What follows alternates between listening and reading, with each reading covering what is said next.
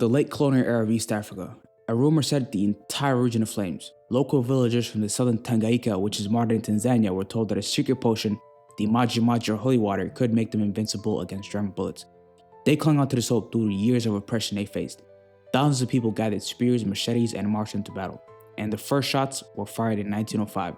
Rebel groups from the Matumbi tribe attacked German outposts to protest the brutal colonial rule. Over the next 2 years, what began as a simple revolt spread into a wider uprising. Men, women, and children from 20 different tribes joined together against the Germans. It was a war unlike the region had ever seen, and the toll was devastating. By the time the fighting ended in 1907, nearly 250,000 people were dead, and most of them from starvation due to the famine that followed the revolt. So he told them, once you share that river, your body going to be bulletproof. The German's bullet is not going to penetrate them. So the men mixed the powder, poured to the river, and the people went and they took shower there, over 200,000. And they went to war with the Germans. The late 1800s, Europeans were dividing up Africa for resources. Germany came late to the game, but they moved quick to compete with Britain and France. In 1885, German adventurer Karl Peters secured treaties with coastal chiefs. The German chancellor at the time, Otto von Bismarck, granted Peters a charter, thus creating the German East Africa Company. They sailed over to Zanzibar to take control of the land. When the Sultan there protested, Bismarck dispatched warships that forced the Sultan to cede some of their territories. But they essentially just went over and took the land by force. In 1890, the Heligoland Zanzibar Treaty with Britain formalized borders, and by 1891, the colony included modern-day Tanzania, Rwanda, and Burundi. Germany's leaders essentially envisioned the colony as a source of cash crops and raw materials for European factories. They planted cash crops such as sisal, coffee, rubber, and cotton.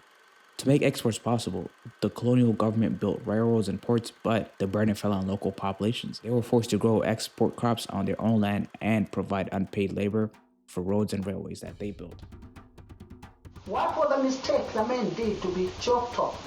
Because he was fighting for his right. So Germany were very cruel, and in fact, Maji Maji, like I said in my other video, it was a genocide. Beyond just economic exploitation though, German and European anthropologists used pseudo-scientific justification for all the colonial violence.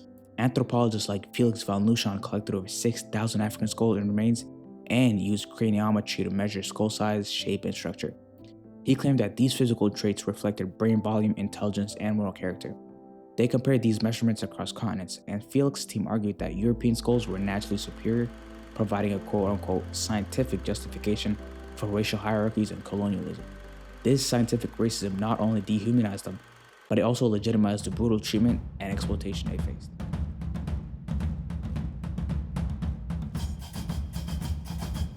By the early 1900s, the burdens of colonial rule was crushing these local communities. The cotton quotas usually took over the best farmland, even in areas where cotton would not grow well in dry seasons.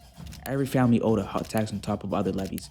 Families who couldn't pay or meet these demands were beaten, jailed, or had their possessions taken.